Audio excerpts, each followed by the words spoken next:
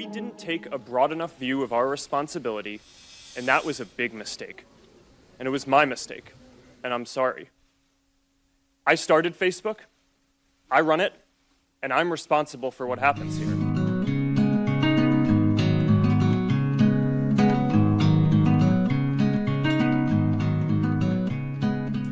Hello, it's Abe and Isobel here again. Hello. We wanted to have a quick look at Mark Zuckerberg because he's all over the front page of the newspaper and in the headlines and all the top Reddit memes. So maybe setting aside the politics again, looking just at the communication style and how he presents himself, because he's an interesting character. And also we have to put aside the irony of the US government investigating somebody secretly recording data and misusing data for their the public, which they are known for doing as well. Anyway, so interesting guy. What are your initial thoughts about how he conducts himself? I've been listening to some of the questions and so on, and I, like everybody else, was amazed and astonished to see that somebody put him on a booster seat. Bad idea. And also I was reading in the paper that he's employed a whole lot of coaches. Yeah. And I thought, well, this is really important. So he would have had they said a whole stack of coaches, which I think is bad news. One is more than enough. Yeah. Otherwise you're getting too many conflicting egos. No, do it my way, do it my way. And then when I watched him walk in looking like a wooden robot, I thought, well, could be looking at somebody who's terrified.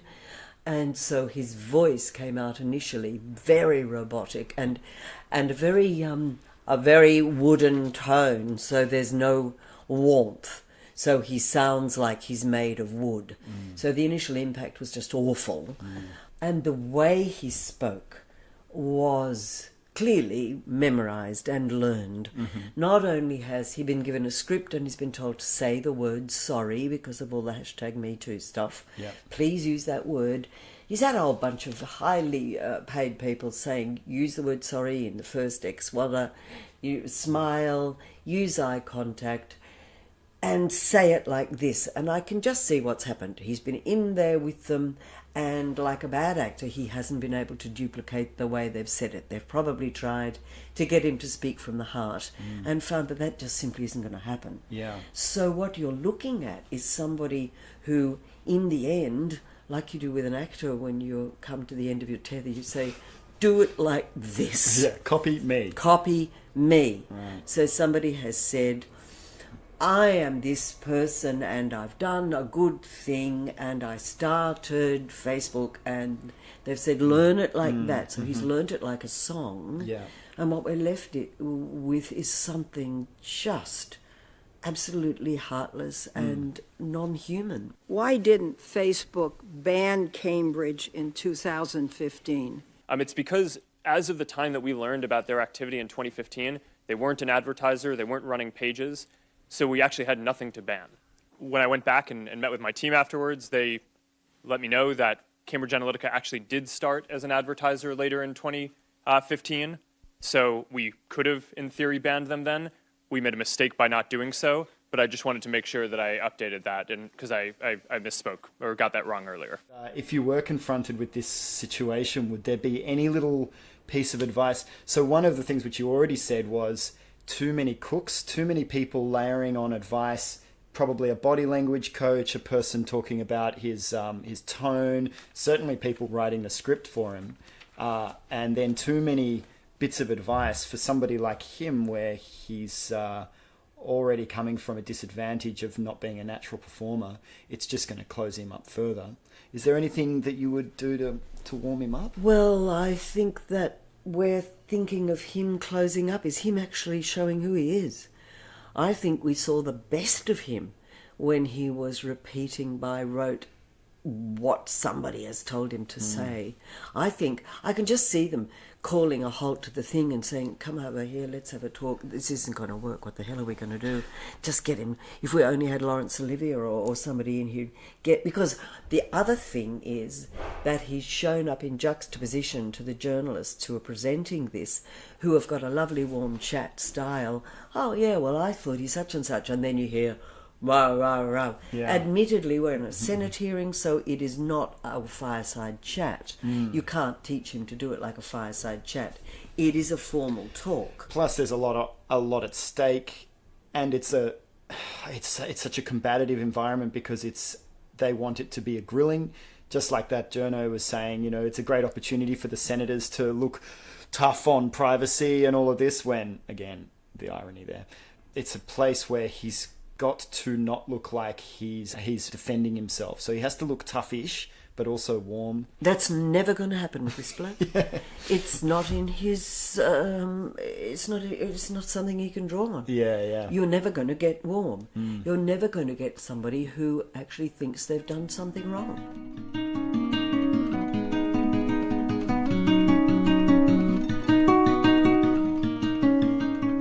It reminded me of what they used to say about rhetoric, which in the old days with the Greek people, rhetoric was the ability to convince the mind and sway the heart, convince the intellect with your argument and sway the emotions to get people on your side. And rhetoric was a wonderful thing that everybody was taught how to do that. And of course these days rhetoric has a bad reputation. Oh, they're full of rhetoric, they're full of shit. But what happened and why that happened, why it degenerated, was that people thought, oh, I see, if I go in and I talk like that and I have a particular sing-song, then that's rhetoric. And so lawyers picked up the way to convince a jury with this song. And that's what's happened with him. And that's why it's got a bad name. We don't believe it for a second. We just feel manipulated. When they said, would you like us to know what hotel you stayed in? And he let that big pause go. Then he laughed. But I listened very carefully. Was it a human laugh? Was it oh God, you've caught me out. Come to think of it, no. Wow, no, I see what I've done. It was a scornful, don't try and trick me. There just isn't any compassion. Mr. Zuckerberg, would you be comfortable sharing with us the name of the hotel you stayed in last night?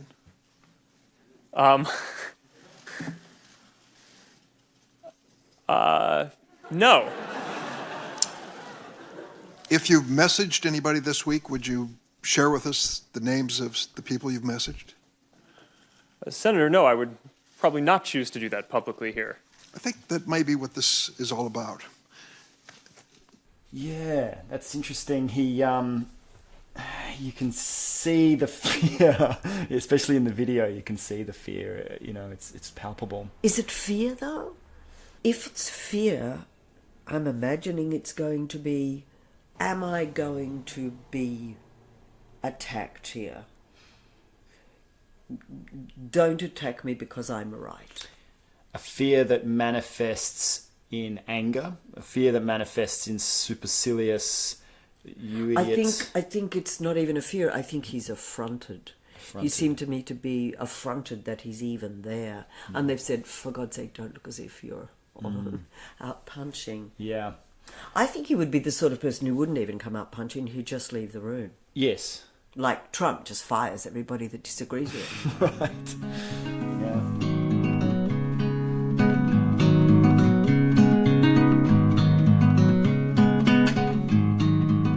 The problem is he's being blamed for not having qualities that he simply doesn't have. And then if he did have those qualities, we probably wouldn't have Facebook. Yeah. The same with the Apple guy and the same with Bill Gates. Yeah. If they were warm, fuzzy, loving human beings, they wouldn't have built these... Well, I don't know. Well, Bill Gates turned a page, but... yeah, I wonder. So maybe there's something to do with moving on from the idea of getting your CEO to be the face of the company. Maybe there's the problem two is separate roles. In the old days, when I was growing up, HR was the face of the company, and they were the people that you trotted out, and they were the people I worked with. But then increasingly, people want to see the CEO. Let's see who's caused all this. Yeah. And so nothing else will do. Especially in a Senate hearing, certainly. Well, he's got to rock up, and poor thing, it's like asking him to see X-ray, and he just can't. Yeah. we'll play this clip. See if Maybe I'll anything be comes proved out of it. completely wrong the way I was with Winnie Mandela. There's a very common misperception about Facebook that we sell data to advertisers. And we do not sell data to advertisers. Well, we don't sell data you to anyone. clearly rent it. What we allow is for advertisers to tell us who they want to reach, and then we do the placement. How do you sustain a business model in which users don't pay for your service? Senator, we run ads. I think we've been going now for just under 2 hours, so I think what we'll do is... do a few more. Zuckerberg, are you... I noticed that he falls back into his throat a lot as far as his vocal style. There's a lot of tension and a lot of... Maybe he's trying to make his voice deeper. I think because he's small, Yeah. and he's going through his nose, so there's not a lot of humanity there, and that it's a really arrogant and smug sound sometimes, especially at the end where, oh no, but there's room for a few more, and he smiled, thinking, look at me being human. But he was closing his lips the whole time. He'd speak and then jam his lips together, and that's a sure sign that he's not going to allow any organic breathing. And who can blame him in a way? But any organic breathing would lead to something more spontaneous coming out, which is probably the very last thing they want. Whoever has rehearsed him has spent more time on the content than the performance. So he's running a list of stuff through his brain, and he's speaking from the front of his brain. And when he lies or misspeaks, as he put it, he's running tapes back in his brain saying, what was it I was supposed to say there? And he loses all connection with his body at all. His lips go tight, his eyes fall back and glaze, and his voice gets very nasal and metallic. There's no breathing going on at all. So many masks in front of him, so many impenetrable barriers to who he really is. And maybe it would be interesting another time to have a look at Elon Musk and see if it might be that Elon is involved in more warm, fuzzy operations than Mark Zuckerberg, and that's why he seems to be more popular, at least with the people that I speak to. But it might be that he is just very comfortable with being not a great communicator. He doesn't pretend to be a warm communicator. Yes, I think that's one of the problems this fellow's got, that he has hired people who are trying to get a dog to meow or a cat As if he to was, bark. but I wonder if leaning into it would be any better because... No, I suspect you'd get what happens with Trump when he goes off script and everybody just rolls their eyes and says, oh my God, can't believe you just said that like that.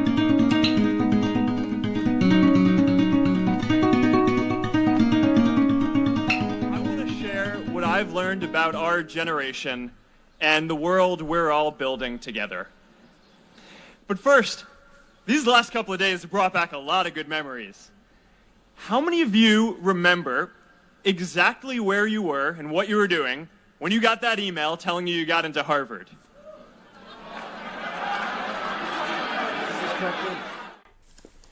That's interesting. He's speaking to his own people, so Right. he's speaking to people that he thinks are his intellectual equals. He's in his own tribe. Yep. He's allowed to gloat, and he's allowed to be funny in the way he is at home with people who think he's funny. Yeah. So somebody has told him what to do, but by and large he's doing his own thing there. Right in his comfort zone. Yeah. His, And it's way better. it's Of course, so he much can't better. do that in front of the Senate. No. So I guess it's just interesting to see the juxtaposition of him right at home versus under fire. But look at that face. There's no life on that face. He's got no Yes. frown lines. It's like a plastic face. I was about to say there does still seem to be a disconnection between the real him and what he's more playful. He's inhabiting the role a lot more comfortably and easily. But I think that's because he's a bit like Richard III, who when he comes out and speaks directly to the audience, which he does all the time, is, only you are as smart as me. I can let my hair down. I can Right. really show you who I am.